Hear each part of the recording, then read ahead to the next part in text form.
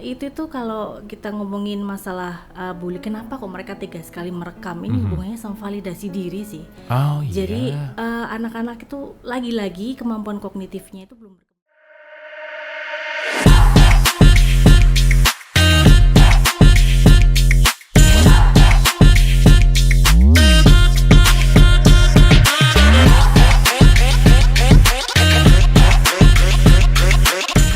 Selamat datang di talk show Hukum Universitas Narotama yang bertajuk Hitam di Atas Putih, dan kali ini kita akan bersama-sama membahas tentang bahaya media sosial untuk anak. Di hadapan saya sekarang ada Bu Faria Firdania Firdaus S.Hum MA Kaprodi PG PAUD Fakultas Keguruan dan Ilmu Pendidikan Universitas Narotama Surabaya. Bu Faria, selamat datang. Selamat datang. Itu. Dan juga sahabat saya Bu Evi Retnawulan SHM Hum, dosen sarjana ilmu hukum Fakultas Hukum Universitas Narotama. Bu Evi, sehat? Alhamdulillah sehat. Asik. Oke, walaupun yang mewawancara bukan Dokter Ninda. Oke, calon dokter tapi ini kayaknya nih. Bu, ini menarik ya Bu Faria ya, bahwa kalau kita boleh melihat secara usia gitu, sebenarnya anak itu kalau dipegangin gadget atau dia suruh ke sosial media itu minimal di usia berapa sih yang bener lah kita secara ilmu ya, secara keilmuan nih. Iya, sebenarnya kalau kita ngomongin usia berapa anak yang cocok itu ada teorinya ini. Oke. Perkembangan kognitif ya. Ya. Tentunya kalau perkembangan kognitif di usia 11 tahun itu anak otaknya mulai berkembang. Ini 11. saya mulai berkembang gitu ya. Jadi berarti enaknya lebih dari itu harusnya di 13 ke atas lah. Berarti kalau 13 SMP ya, kita ngomong kalau misalnya jenjang itu ber-SMP. Ini hubungannya sama logika mereka, cara berpikir kritis mereka, itu sih. Tapi bukannya mereka ini generasi digital naif ya katanya, yang dimana mereka lahir tuh udah disuguhi oleh orang tuanya, ini tablet nih sambil makan nih, ini tablet nih sambil ini nih, HP nih sambil ini gitu. Jadi mereka terlalu dini dikenalkan oleh sebuah alat yang bernama HP dan tablet itu, yang mengakibatkan mereka jadi jago sebelum usia matang. Sebelum usia matang, betul sekali. Itu kan nggak bisa dipungkiri ya zaman sekarang itu. Nah, tapi pintar-pintarnya orang tua sih, karena yang banyak mengawasi anak-anak di rumah dengan gadgetnya kan tentunya orang tua. Meskipun kalau di sekolah pendidik itu juga penting dalam hal memberi wawasan, tapi di sini orang tua lebih yang harus aware sama kebutuhan mereka akan gadget gitu. Tapi saya bantah boleh dong Bu? Boleh dong. Kayaknya yang jaga bukan orang tuanya deh, gadgetnya yang jaga Gadget deh. Ya, Iya. Kalau coba orang tua di rumah lah. Terus nggak dikasih gadget, tuh anak keluyuran tuh keluar rumah. Tapi begitu karena dia ada gadget, dia terkotak di satu area dan dia tidak keluar, sehingga orang tua merasa bahwa udah aman, udah ada HP. Jadi gara-gara itu akhirnya ditoleransikan bahwa bahkan usia balita pun mereka sudah hafal dengan yang namanya gadget karena ini. biar udah diem lah anaknya gitu ya. Betul. Ya, iya sih, betul. Saya juga merasakan. Betul. Gimana dong? Enggak, tapi pinter-pinternya kita sih itu memang sudah menjadi hal umum dan ya udahlah nggak apa-apa. Itu tuh yang harus kita batasi. Lagi-lagi orang tua harus aware dimana kita tuh sebenarnya ada yang namanya istilah jeda gadget itu. Jeda gadget. Jadi kita yang ngatur gitu. Meskipun ya nggak bisa dipungkiri nggak sama sekali. Nggak mungkin. Ya gimana ya? Ya memang gitu zamannya ya. Cuman kalau ada jeda gadget tuh akhirnya orang tua yang pegang kendali gitu, yang pegang kendali. Mau ternyata nanti anaknya marah, biarin sih gitu loh. Karena dengan anaknya marah-marah nanti terus kita tetap konsisten nih orang tua. Nggak boleh ya, bolehnya sejam, misal nih dari jam 12 ini sampai jam 1 nih katakanlah gitu. Ya udah segitu, itu harus komit orang tuanya dulu nih. Iya, Dan harus memberi contoh loh tentunya. Itu yang susah. Serius susah banget itu emang. Tapi kalau mereka terlalu early Bu untuk mendapatkan yang namanya gadget, bahkan kadang-kadang mereka bisa mendaftar sosial media sendiri tanpa orang tuanya mendaftarkan gitu loh. Nah, ada nggak sih bahaya laten ya yang sekarang kita bisa lihat dari terlalu early-nya mereka masuk ke sosial media? Oh iya, itu bahaya banget. Jadi itu nanti bisa berpengaruh pada perkembangan mental. Perkembangan mental mereka. Kemudian kemampuan fisik mereka juga terpengaruh. Kalau kita jabarin dari kemampuan fisiknya mereka terpengaruh, padahal kan cuma gadget tuh ya. Nah, gimana bayangin kalau mereka tuh duduk-duduk aja main gadget seharian tanpa aktivitas fisik, gimana kehidupan sosial mereka pada akhirnya. Ya kan itu. Nah, itu tuh menjadi poin penting di sini, betapa bahayanya gadget. Itu dilihat dari poin kemampuan fisik aja nih. Betul. Lah, terus kemampuan kognitifnya gimana? Itu berdampak juga akhirnya. Karena tadi yang seperti saya bilang di awal, kalau kemampuan kognitif anak yang belum matang atau belum siap itu berarti kemampuan otaknya kan masih minim nih dalam menerima informasi yang ini baik atau buruk belum tahu. Iya, baik buruk itu belum jelas. Atau benar belum tahu. Kemudian cara mereka menyaring informasi-informasi apapun kan kita nggak bisa ngebatasin atau nggak bisa dikte satu medsos ya yang nggak boleh gini untuk ini untuk anak nggak boleh, itu nggak bisa gitu. Jadi itu kemampuan kognitifnya itu akhirnya menjadi anak itu kurang fokus, apalagi kalau anak sekolah itu ya kan betul ya, kurang fokus, konsentrasinya tentunya berkurang, berpengaruh sama prestasi tentunya. Yang lebih parah lagi di kemampuan sosial emosional, sosemnya mereka, iya kan? Jadi pemarah mendadak, betul jadi banget. Pemurung mendadak. Terus interaksi sama teman sebayanya yang harusnya mereka bermain real nih, jadi kurang. Akhirnya komunikasi berkurang. Nah, kebanyakan kasus kayak speech delay nih, tahu ya? Iya kan? Itu relate banget sama kecanduan gadgetnya anak-anak itu. Akhirnya menimbulkan speech delay di situ. Nah, itu udah terganggu di kemampuan sosial emosional anak itu. Tadi saya capture soal masalah benar atau salah. Akhirnya mereka belum tahu soal itu, mereka masih menganggap semuanya benar, semuanya aman-aman saja. Sosial media jadi suatu hal yang menarik buat mereka. Nah, tapi kan ada dampak-dampak yang kurang oke. Sebagai contoh, banyaknya pedofil yang berkeliaran dan itu mau dibongkar oleh banyak aparat kita untuk menunjukkan bahwa ternyata seberbahaya itu mereka. Dengan konteks, kamu nanti saya kasih weapon nih di game nih, tapi kirimin saya dong misalnya muka yang lucu ya, habis muka sedikit ke leher ya, sedikit turun, dan mereka nggak sadar bahwa itu adalah sebuah sindrom pedofil yang akhirnya bisa dikoleksi, sehingga nanti ketika mereka melakukan apa-apa ditunjukin, kamu nanti kita sebar tuh, misalnya kayak gitu. Itu kalau misalnya proyek Ibu sendiri pernah ngalamin nggak dari beberapa kasus yang terjadi di teman-teman yang masih muda ini, termasuk orang tuanya yang bercerita soal seperti itu? Ada, cuman tidak yang eksak seperti itu sih ya. Jadi lebih ke mereka mengalami gangguan mental nih. Ini efeknya dulu sebelum ngomongin ke masalah itu tadi ya. Kebanyakan anak-anak yang belum bisa menyaring konten-konten di dunia digital itu tuh bisa mengalami gangguan mental di situ. Nah, dari situ efeknya lagi kan mereka tidak bisa membedakan salah dan benar itu tadi. Akhirnya dengan otak mereka yang masih sedang berkembang itu, masuklah para pedofil itu yang anak kan nggak bisa bedain benar dan salah tuh. Akhirnya iya aja.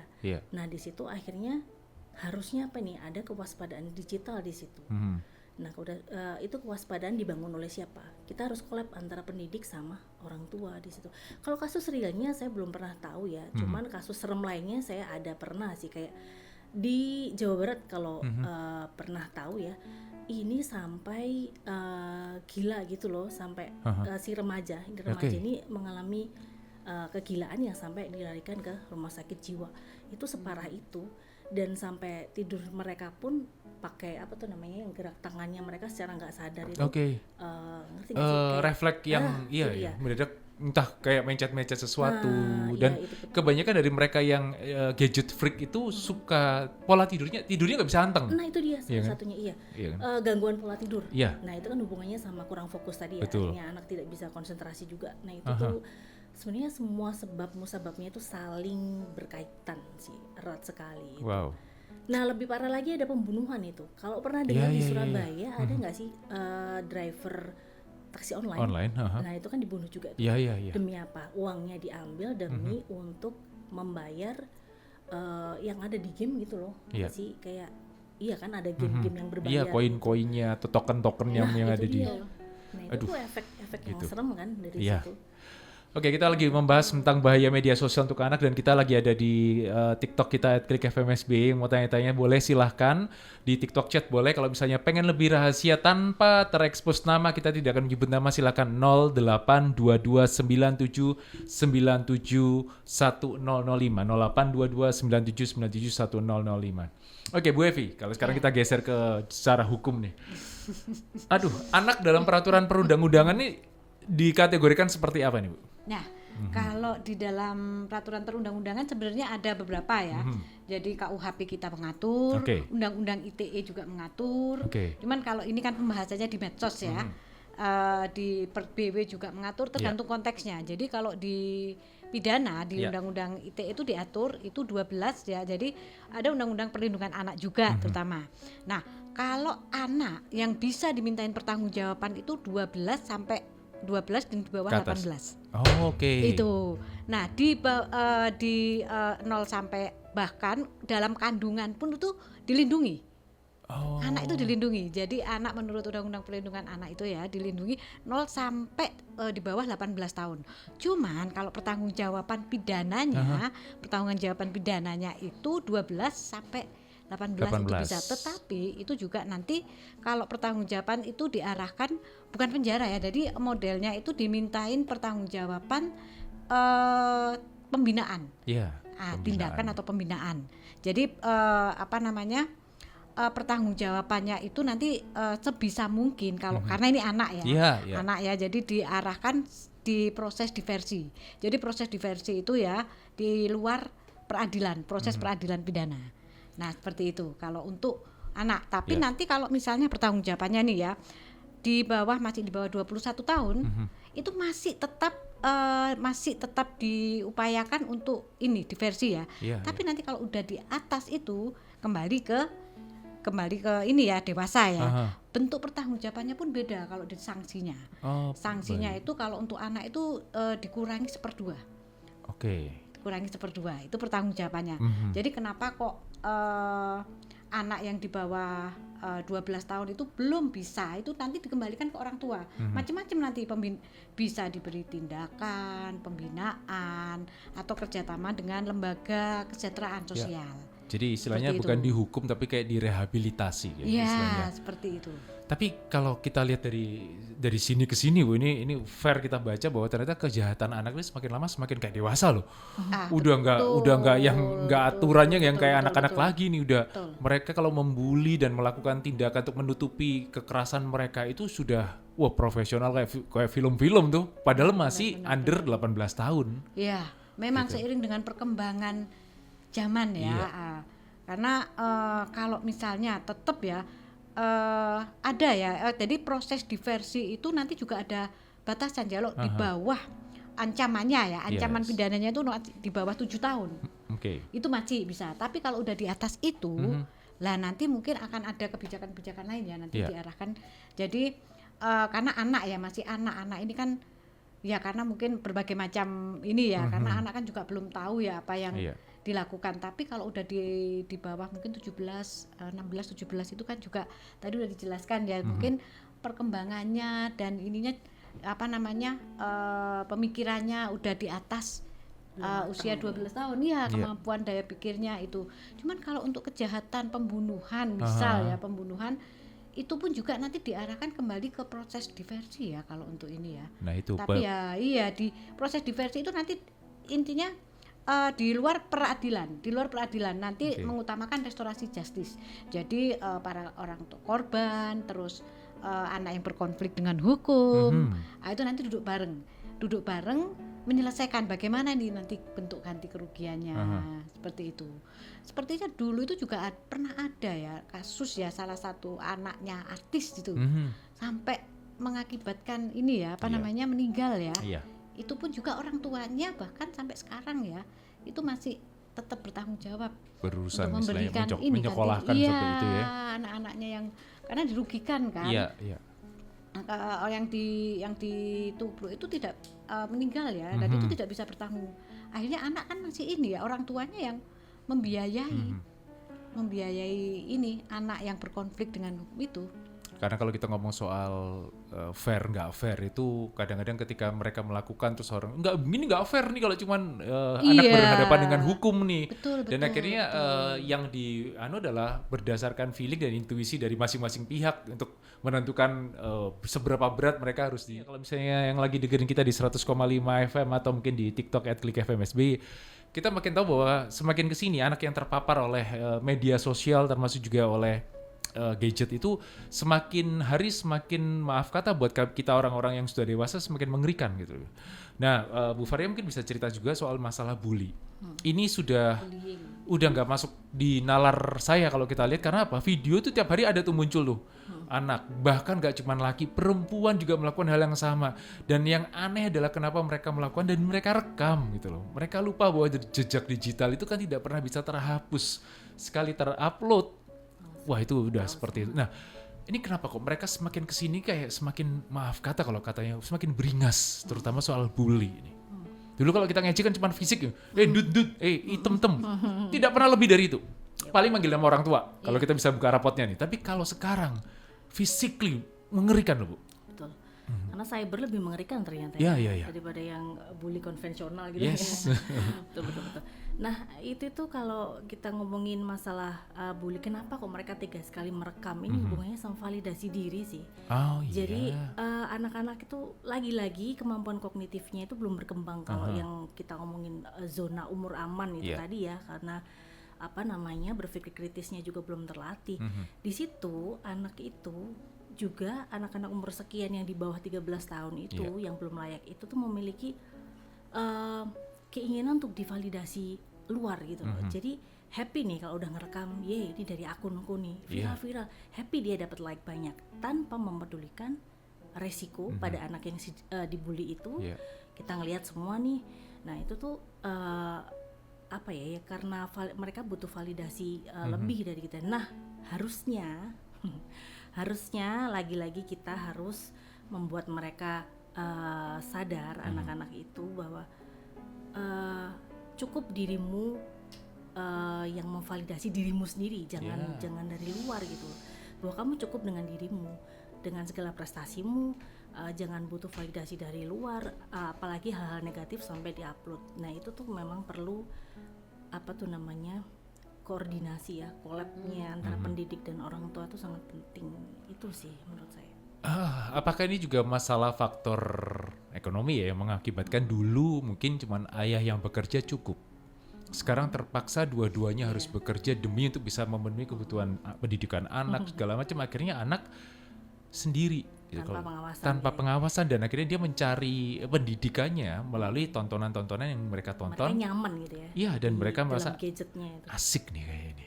Apalagi dia ngikut, saya punya adik kelas yang seperti ini nih, kayaknya bisa deh dicoba. Jadi ya itu tadi, karena baik dan salah itu mereka belum punya pattern yang bagus ya, sehingga mereka menganggap semuanya itu baik buat mereka, tapi belum tentu benar kan gitu. Betul ya, karena regulasi emosi mereka itu kan ya masih minim juga ya. Yes. Nah itu dia. Kalau masalah zona nyaman, mereka nyaman. Pernah sadar nggak sih kalau anak-anak kita tuh lagi megang HP tuh kayak mereka udah di dunia sendiri gitu. Jadi sampai ada yang efeknya marah-marah ya ngasih emosi itu karena dunianya merasa diambil itu. Nah itu udah parah itu. Betul. Saya daripada mereka diambil, pokoknya jangan handphone aja, selalu seperti itu ya. Jangan handphone aja, begitu kalau handphone diambil, tantrumnya udah, dan itu terjadi di mana-mana tuh seperti itu. Nah, kita geser ke Bu Evi nih. Nah, kalau kita ngomong tadi soal bully dan segala macam, ada aturannya nggak sih Bu soal itu? Ya ada ya, kalau di Indonesia ini sendiri kan regulasinya kan dengan Undang-Undang ITE ya. Undang-Undang ITE itu juga sebenarnya sudah diperbarui ya. Yang pertama itu tahun 2008, terus diperbarui 2019 dan sekarang terakhir ini 2025. Jadi tahun ini ada pembaruan lagi. Ada 2024 pembaruannya itu. Nah, itu banyak 3 kali dan itu ada ketentuan pasal-pasalnya ya, pasal 27 sampai 37. Itu mengatur tentang perbuatan-perbuatan atau tindak pidana yang dilarang. Ya. Nah, itu diatur di situ. Jadi mulai dari kesusilaan, bullying, ancaman kekerasan, bahkan mendistribusikan, itu juga ada aturannya. Jadi sebenarnya anak-anak itu rawan, tapi itu delik aduan. Delik aduan itu adalah harus ada aduan dari pihak yang dirugikan. Ya seperti itu. Kalau tidak maka perkara juga tidak akan bisa diproses. Seperti itu. Jadi anak-anak sekarang ini kan ini juga pentingnya orang tua sebenarnya menurut saya juga perlu ini ya paling nggak memahami regulasi juga supaya anaknya jangan sampai nanti berkonflik dengan hukum. Karena kalau sudah berkonflik dengan hukum pastinya juga akan makan waktu juga nanti bagaimana dengan sekolahnya, bagaimana ini. Tapi tetap kan pihak yang dirugikan ini kan juga harus ini anak yang berkonflik dengan hukum ini meskipun dia misalnya belum bisa dimintai pertanggung, tapi orang tuanya kan juga harus yang bertanggung jawab. Nggak ikut makan nangka kena getahnya. Iya, seperti itu. Itu semua ada diatur.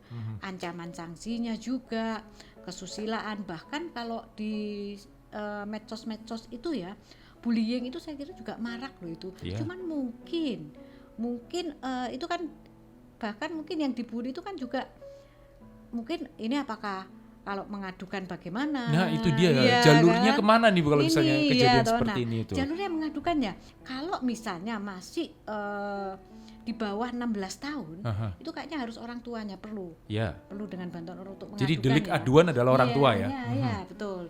Bukan orang tua, artinya pihak yang dirugikan. Pihak yang dirugikan tapi karena ini anak maka otomatis wali atau orang tuanya. Seperti itu. Nah itu bahkan anak sendiri pun juga ya kalau dia merasa mungkin merasa nggak di ini ya, padahal sebenarnya itu ancamannya ada. Jadi ketika anak itu ya misalnya bullying itu kan harus dilakukan berkali-kali ya, kontinu ya, ada kesinambungan ya, itu dilakukan terus-terus dan itu akan menjadi kesinambungan ya dibully. Anak yang merasa dibully itu sebenarnya bisa untuk ini, cuman mungkin dia kalau harus disertai dengan ini ya untuk pembuktian ya. Nah ini pentingnya pembuktian karena dokumen elektronik itu diakui sebagai salah satu alat bukti yang sah. Iya. Jadi mungkin bisa di screenshot atau foto-foto atau mungkin. Kalau dulu sebelum undang-undang ITE itu belum bisa kan kita ada 5 alat bukti yang sah ya. Keterangan saksi, keterangan ahli, surat petunjuk, keterangan terdakwa. Nah, itu dokumen elektronik belum, tapi semenjak adanya Undang-Undang ITE ya, 11 tahun 2008, lalu diperbarui 2016 dan seharusnya 2024 ini ada perubahan yang kedua. Itu ada pengaturan tentang bullying juga. Dan kalau yang di dokumen elektronik dipakai sebagai salah satu alat bukti yang sah itu semenjak lahirnya Undang-Undang ITE. Jadi mesti bisa di screenshot atau apa itu untuk pembuktian. Pembuktian karena kalau tidak ada pembuktian nanti ya mungkin bisa aja ngaku karena hukum itu juga penting banget pembuktian. Kita masih di Talk Show Hukum bersama Universitas Narotama, Fakultas Hukum Universitas Narotama. Bu, kalau ini kita ngomong kesusilaan ya, karena ini adalah salah satu yang sering kali mentah. Kalau bully mungkin karena ada visum dan segala macam orang bisa mendapatkan kesempatan untuk mereka bisa melaporkan ke pihak yang berwajib. Tapi kalau kesusilaan tuh repot, Bu. Ini contoh nih, cewek nih pacaran sama si cowok nih, terus minta gambar. Ceweknya terpaksa menuruti, dikirimkan gambar. Sama laki-laki ini disebarkan kemana-mana. Ini dua-duanya salah. Kenapa? Karena si cewek mendistribusikan juga, tapi si laki menyebarkan kemana-mana. Akhirnya karena tahu dan posisi cewek ini harusnya tidak salah, akhirnya karena dia mendistribusikan itu dan dia si cowok, pihak cowok ini ngerti nih, wah ini gini-gini kamu juga, misalnya kamu melaporkan kamu juga kena nih. Jadi akhirnya lebih banyak kecenderungan diam. Sementara foto yang dia sebarkan atau video yang dia sebarkan itu beredar kemana-mana tuh. Nah ini jalurnya enaknya gimana nih? Kalau misalnya kan banyak orang tua yang akhirnya bingung karena serba salah. Ketika mereka mencoba untuk melaporkan, takut nama baik anaknya yang kena. Tapi nggak dilaporkan, itu domino efeknya. Yang namanya satu gambar itu bisa kesebar ke 2 orang, 2 orang ke 4, 4 ke 6, 6 ke 8, seperti itu. Gimana sebagai orang tua yang pernah anaknya ngalamin kayak gitu, harus diapain ini? Gini. Kalau dari kajian hukum ya, kalau menurut saya ya, meskipun Undang-Undang ITE ini kan memberikan perlindungan ya, perlindungan. Tetapi memang sebaiknya ya preventif, karena kalau nanti sudah represif, sudah terjadi, itu pembuktiannya, prosesnya itu juga sulit karena kan cyber ini kan borderless atau tanpa batas ya. Jadi mungkin kalau di kejahatan konvensional itu kan jelas ya, satu area saja. Kalau ini sudah bisa kemana-mana. Nah itu proses pembuktiannya, proses nanti bagaimana persidangan ribet, apalagi proses pembuktiannya itu susah. Dengan kecanggihan IT ini kan sekarang ini bahkan semuanya bisa dipalsukan. Betul. Semuanya bisa, bahkan kita nggak tahu ini ada orang yang kayaknya dia ngomong tapi bukan suara, tapi seolah-olah diisi, ya kan? Betul. Dan itu dijadikan media promo dan sebagainya, orang nggak tahu. Betul. Banyak orang yang apalagi yang generasi X, baby boomer, mereka menganggap oh ya ini orang nih, bener nih. Gitu. Nah, kembali lagi ke tadi ya, kesusilaan. Memang itu satu sisi dilematisnya juga ya, karena sisi lain karena orang tuanya takut karena jejak digital itu kan tidak pernah berhenti dan tidak pernah hilang. Tapi meskipun gitu bisa diproses. Nah, itu memang butuhkan pendekatan yang lain ya, karena ini delik aduan juga ya, delik. Jadi kalau memangnya tidak ada ini ya pengaduan atau apa, itu juga susah, dan orang tuanya juga nanti kalau misalnya melaporkan khawatirnya anaknya juga nanti akan tercemar lah dan tanda kutip ya. Itu sama seperti ini ya KDRT mungkin KDRT ya. Iya, jadi atau ruda paksa itu juga sama. Jadi satu sisi dia menjaga nama baik, sisi lain dia mencari keadilan, betul. Untuk saya tersakiti, tapi sisi lain mungkin dia juga dibuat ketergantungan dan sebagainya. Nah, kalau kembali lagi ke kesusilaan gitu ya, sebaiknya kalau menurut edukasi itu penting ya, edukasi bener, supaya jangan sampai itu bahayanya nyebar. Karena penyebar itu pasti nanti akan diproses ya. Betul. Asal ada buktinya ya, ada ininya ya, bisa dibuktikan. Itu pun juga nanti harus lab forensik, karena kan foto sekarang bisa dirubah-rubah. Yes. Dikasih betul. ini seolah-olah itulah yang sulit pembuktiannya itu. Aduh. Jadi sebaiknya meskipun ada undang-undang edukasi secara hukum dan sebaiknya hindari hal-hal yang sekiranya ini ya, kalau saya kalau ngasih tahu ke ini ya mahasiswa, kalau hal-hal itu mencurigakan, tidak tahu apa gimana, lebih baik hindari. Apalagi kalau misalnya anggap saja usia 17 itu kan masih hitungannya anak, tapi kan mereka sudah merasakan benih-benih inilah, iya kan, itu bisa di bucin-bucinnya, di benih-benih di membara. Penipuan itu ya, phishingnya itu pertama modusnya itu dipancing dibuat tertarik, padahal belum pernah ketemu, iya kan, buat tertarik, terus dia dibuat nyaman. Kalau sudah nyaman kan udah ininya udah kemampuan berpikirnya sudah dikasih lah foto-foto yang sekiranya ini, dan itu nanti setelah itu memang modusnya dibuat seperti itu, terus dibuat pemerasan, ancaman pemerasan. Itu meskipun ada sanksinya, tapi ya kalau nggak gitu saya kirim ke teman-teman 100 orang nih atau ke teman-temanmu ke sini, di ini akunmu, followermu nih gitu. Dia kan enggak ini. Nah, itu yang saya ini, jadi sebaiknya ini ya, apa namanya, ya meskipun bucin ya susah ya, bucin itu biasanya subjektivitasnya itu ini ya, jadi kalau bisa itu logika itu tetap jalan. Logika tetap jalan, hindari hal-hal yang sekiranya nanti akan merugikan dirinya sendiri, karena ada konsekuensi hukumnya ya. Meskipun dia sendiri juga akhirnya konsekuensi hukum ada, perlindungan ada, tapi dia nggak bisa ngapa-ngapain karena aduh nanti kalau di ini begini, nanti saya malu. Si malakama nih, bener. Kejepit kiri, kejepit kanan nih. Iya, seperti itu, dan itu mungkin butuh konseling atau apa ya. Gitu. Kayaknya Bu Faria harus lebih nih. Ini misalnya lagi ada orang tua denger nih. Gimana caranya kita bisa masuk ke anak tuh memberikan warning buat mereka, karena anak itu kan susah ya kalau kita ngomong soal koreksi itu susah. Anak-anak Gen Z, Gen Alpha, Gen Beta ini kalau ngomong soal koreksi susah. Gimana cara kita berkoneksi dengan mereka ini? Connectionnya lah, jangan correction. Kalau correction mereka langsung akan tutup telinga rapat-rapat. Tapi kalau berkoneksi, istilah kita ngobrol untuk mengingatkan terutama para orang tua terhadap anak perempuannya terutama. Tapi nggak melulu perempuannya, sekarang laki-laki juga banyak yang kena tuh. Nah, gimana caranya Bu bisa masuk dan memberikan hal-hal yang benar supaya mereka bisa jaga istilahnya hal-hal atau aurat-aurat mereka yang tidak. Karena kesusilaan ini paling susah untuk ditembus nih. Betul. Nah, itu kita sebagai orang tua kan memang kadang menghadapi susah sekali sih anak ini gitu ya. Salah satu caranya ini adalah komunikasi terbuka. Nah, kalau sudah komunikasi terbuka itu antara orang tua dan anak dan juga pendidik ke siswa itu dibuka selebar-lebarnya, anak ngerasa nyaman tuh.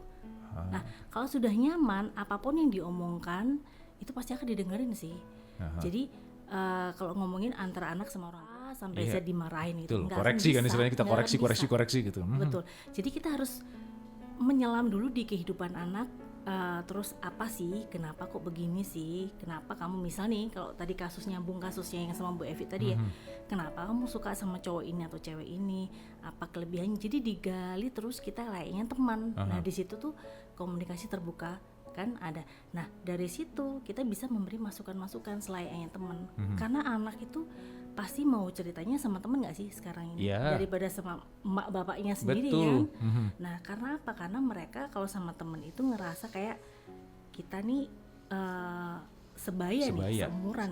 Nah itu akhirnya orang tua harusnya menerapkan prinsip komunikasi terbuka itu tadi. Gitu. First stepnya Bu. First stepnya untuk komunikasi. Karena gini, sebelum kita masuk ke area itu, gimana caranya? Karena mereka ini lepas dari ini tantrum misalnya, tapi gak dilepas, mereka ngomong matanya ngelirik gini nih, sehingga kita berusaha untuk masuk ke dalam komunikasi terbuka, pasti terpentok gara-gara alat-alat seperti ini. Ini berdasarkan usia sih. Kalau kita berbicara di atas 13 tahun, kita jadi temen oke ya. Jadi kayak teenager lah. Mau ngomong pakai gaya bahasa apa mereka paham. Nah yang susahnya itu justru yang under itu tuh. Kita mau jadi teman tapi mereka sadar kita bapak ibunya tuh. Gimana cara masuknya? Cara masuknya itu adalah ini nih ada satu hal ya dulu banget itu tuh gini, ini cara ini efektif nih. Jadi anak ini suka main game online katakanlah, saya nggak mau sebut merek ya. Nah terus bapaknya kebetulan ini bilang, ih lagi main apa sih? Nah sedangkan treatment emaknya, treatment si ibunya itu marah langsung. Tidak boleh pakai ini. Nah gitu ya. Nah kalau bapaknya tuh pendekatannya gini, ini mau main apa sih sebenarnya? Oh siapa yang kalah? Jadi kita masuk ke situ. Karena mereka medianya game online ya, maksudnya game itu. Oh gini kenapa kalah? Ditelusuri sampai ini nih, akhirnya setelah selesai masukin nih. Dan itu nggak bisa sekali. Nah kalau mau cara masuknya gimana ya seperti itu. Anak sukanya apa? Mungkin anaknya si A sama anaknya B, satunya suka game online, satunya enggak. Misalnya satunya suka TikTokan nih, meskipun umur 9 tahun nih suka juga nana. Coba ibunya atau bapaknya itu langsung masuk, apa sih, nanya gitu. Bagus ya, jadi seolah-olah agree gitu, seolah setuju. Dari situ setara dong kita akhirnya. Nah akhirnya masuklah kata demi kata, tapi nggak bisa sekali loh ya. Ini treatment, kalau treatment tuh nggak bisa cukup sekali. Jadi itu sih, ini kayak orang mancing nih. Jadi kita masuk dulu, kita kasih umpan dulu. Begitu mereka kemakan, kita tarik ke frekuensi kita nih. Betul. Jadi kita masuk ke frekuensi mereka gitu ya, dulu. Mau marah ya, aduh nge-game terus. Iya itu tuh. Ya salah satu boleh lah dicoba. Itu cara yang mungkin saya bilang halusan lah kita mengalus daripada sekedar butuh kesabaran sih koreksi yang tidak boleh ini, stop sekarang gitu. Itu akhirnya mereka malah semakin bikin self defense mekanisme mereka semakin sembunyi di gudang, sembunyi di mana supaya mereka tidak diganggu. Iya. Gitu. Jadi bukan masalah mereka itu aku introvert, tidak. Mereka tuh kayak cari privasi sebenarnya. Betul. Cari hidup sendiri gitu di game layaknya bisa kasih makan aja. Tapi ada anak loh, semakin dilarang tambah semakin seperti kayak disuruh. Betul. Ini sebenarnya reminder untuk kita ya. Untuk saya juga sih sebenarnya, saya punya anak dua-duanya juga suka game online. Cuman ya ini tantangan sebenarnya. Ya dialusin, dikejemin. Padahal ibu-ibunya sudah merupakan praktisi-praktisi di bidang ini, tapi ngurusin anak sendiri kadang-kadang ilmunya nggak kepake nih.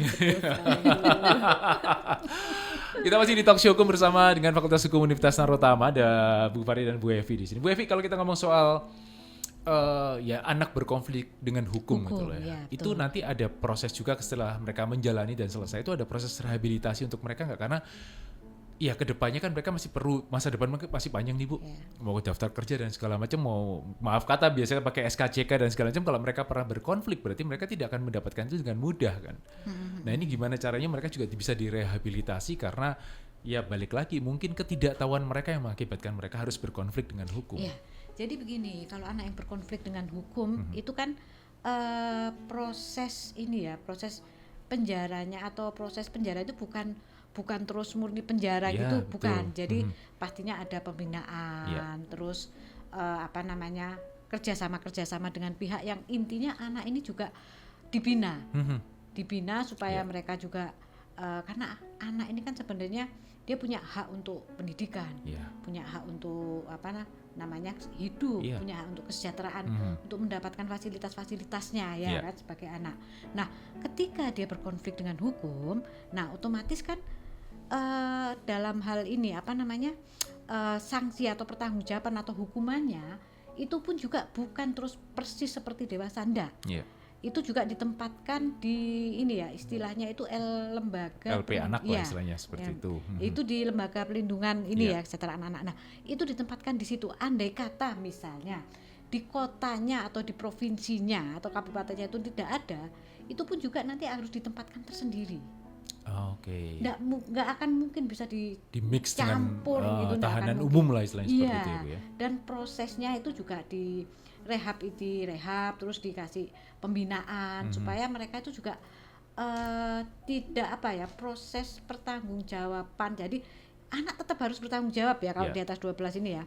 Misalnya di proses diversinya atau misalnya dia ditempatkan di penjara khusus anak ya, seperti itu.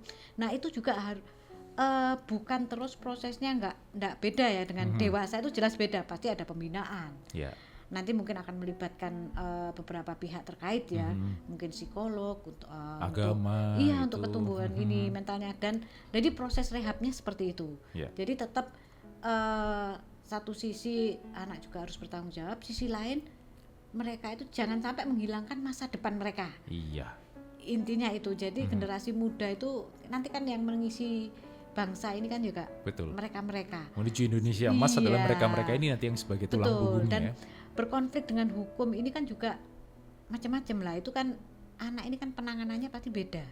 Penanganannya beda, berkonfliknya itu kan nanti proses dia berkonflik dengan hukum karena apa? Misalnya kecanduan atau misalnya dia membuli lah. Ini kan beda. Iya kan? Dia tahu nggak apa yang dia lakukan itu ada konsekuensi hukumnya loh. Meskipun itu tidak baik ya, ini tapi ada konsekuensi pertanggungjawabannya. Nah, itu mungkin sebaiknya dari ini ya, mungkin orang tua mengedukatnya dari sisi konsekuensi hukum juga bisa, selain tumbuh kembang anak ya. Jadi pertanggungjawaban dari sisi hukum itu nanti ada. Supaya paling enggak bukan berarti menakut-nakuti ya, tapi paling enggak mereka juga sedikit banyak, nanti kalau saya berbuat gini efek jerah lah. Orang tua saya ini dan orang tua saya mungkin juga akan terkena dampaknya karena konsekuensi hukum. Nah, kalau dari saya seperti itu. Nah, kembali lagi ke anak ya, kalau yang banyak kan anak kena penipuan, anak kena stalking ya. Nah, seperti itu. Itu semua sebenarnya ada di dalam undang-undang ITE. Ketentuan-ketentuan aturan bullying ada semua. Ada semua. Cuman kembali lagi dalam proses implementasinya itu sebenarnya gimana caranya, jangan sampai kita harus mengeduket supaya anak itu jangan berkonflik dengan hukum. Satu, jangan sampai juga jadi korban. Betul. Seperti itu. Seringkali mereka tuh tidak tahu bahwa apa yang mereka lakukan itu bullying. Mereka tidak tahu kalau saya nanti ngirim foto-foto yang berbau gini, nanti efeknya ke saya juga nanti kalau ini kena penipuan karena di stalking. Iya kan, mereka terus mengklik sembarangan link ini, klik habis gitu, terus khawatirnya itu handphone orang tuanya dipakai anak, terus anaknya ini asal ngeklik, yang diklik itu nanti kesambung dengan ke akun-akun tertentu. Betul. Waduh. Repotnya di situ. Iya, dan itu meskipun itu bisa diproses ya, tetapi kan proses pembuktiannya itu juga butuh waktu. Ya, berharap kalau itu bukan dari ini ya, dari Indonesia. Kalau dari Indonesia mungkin itu pun juga susahnya minta ampun. Susahnya minta ampun, apalagi dari ini, meskipun ada undang-undang perlindungan, tapi ya memang proses pembuktiannya itu yang butuh waktu dan cukup panjang. Cukup panjang, dan mungkin malah saya lupa nanti mungkin, dan mungkin butuh biayanya juga mungkin lebih besar dari kerugian yang dialami sendiri. Betul. Nah, Bu Evi, kalau misalnya kita ke Fakultas Hukum Universitas Narotama, apakah ada layanan konsultasi hukum buat orang-orang kayak misalnya orang tua yang punya masalah dan mungkin bisa terbantukan oleh teman-teman yang ada di Fakultas Hukum Universitas Narotama? Bisa ya. Jadi kita pada prinsipnya ya di Fakultas Hukum Universitas Narotama bisa welcome. Itu penting. Welcome. Nah, nanti tentunya kalau misalnya terkait dengan tumbuh kembang anak, kita ada Fakultas ilmu keguruan, FKIP, ini kaprodinya. Bisa diarahkan dari situ ya. Dan kebetulan ini ini saya kan kebetulan membaca buku biasanya host. Betul. Bu Dr. Ninda. Ini saya banyak membaca buku di sini anak dan media sosial, ini karangannya ini bagus. Oke. Nanti mungkin bisa di Dr. Ninda yang nulis. Iya, wow. Dr. Ninda yang nulis ini. Dengan ini Pak Amirul Fakih juga, sama dokter juga dari UNER juga. Nah, ini Bu Ninda dan Pak Amirul, Bu Dr. Ninda dan ini dokter juga ini. Iya, Pak Amirul. Iya. S2 dan melanjutkan S3 di fakultas ini. Wow. Sama ini. Jadi anak ini versus saya media sosial, ya. Ini bagus dari hukum ada, tapi dari sisi ini juga tumbuh kembang anak juga ada. Cuman mungkin kalau di sini nih yang itu ya, kenapa kok di medsos tuh 13, kenapa kok 12 penentuannya yang bisa di ini. Nah, itu mungkin dikupas dari sisi tumbuh kembang anak, itu FKIP-nya. Jadi pada prinsipnya kita welcome kalau misalnya ada yang mau konsultasi, baik secara ini ya hukum tentang anak atau apapun, tidak ada masalah. Betul. Nah, itulah Universitas Narotama membuka ya buat semua yang lagi mendengarkan kita, siapa tahu ada kebutuhan dan pengen konsultasi, mungkin juga secara privat, karena kalau kita ngomong soal hukum, mereka pasti ada rasa, aduh jangan diketahui dulu deh kayak gitu. Jadi mereka butuh konsultasi yang memang ke arah pintu yang benar, tapi privasi tetap terjaga. Oke. Terakhir Bu Faria, mungkin ada tips dan trik nih buat orang tua yang sedang mendengarkan kita tentang bagaimana anak dan media sosial ini, walaupun kita tidak bisa melawan, tapi mereka bisa berjalan beriringan dan bisa mengambil sisi positifnya nih. Gitu. Oke, banyak-banyaklah mengedukasi anak kita. Kalau sebagai orang tua ya, dalam artian mengedukasi nggak harus duduk belajar gitu. Tadi bangunlah komunikasi terbuka sehingga kita bisa menyelami kehidupan anak, apa yang mereka rasakan, apa yang mereka alami, sehingga dari situ kita bisa langsung mengetahui ketika anak itu ada apa-apa, misalnya ada kayak cyberbullying tadi, kemudian ada macam-macam hal-hal negatif yang di media sosial ada, kita penyaringnya gitu. Nah, nggak cuma mengawasi sih, memberi pendidikan anak untuk lebih mengatur bagaimana pola emosi yang ada dalam respon media sosial, lalu kita pelan-pelan memasuki memberi pengajaran, maksudnya dalam artian ini lo baik, ini lo buruk gitu. Jadi itu membantu anak untuk melatih berpikir kritis itu sih. Dan kita juga perlu mengingatkan orang tua bahwa anak tidak cuma punya satu media sosial, mereka punya akun-akun lain yang mungkin Anda sebagai orang tua tidak tahu. Hati-hati dan mulai mengawasi bagaimana pola perilaku mereka. Kalau seandainya ada perubahan, jangan takut untuk duduk bersama dan ngobrol dengan mereka. Istilahnya bangun koneksi dengan mereka supaya mereka bisa cerita ada apa. Aman bercerita. Aman bercerita itu poin paling pentingnya. Jangan buru-buru mengkoreksi, tapi bagaimana berkoneksi dengan mereka. Betul sekali. Bu Faria, Bu Evi, terima kasih. Memang sejam gak cukup, memang kita harus menambah. Terima kasih buat semuanya. Talkshow Hukum ini dipersembahkan oleh Fakultas Hukum Universitas Narotama.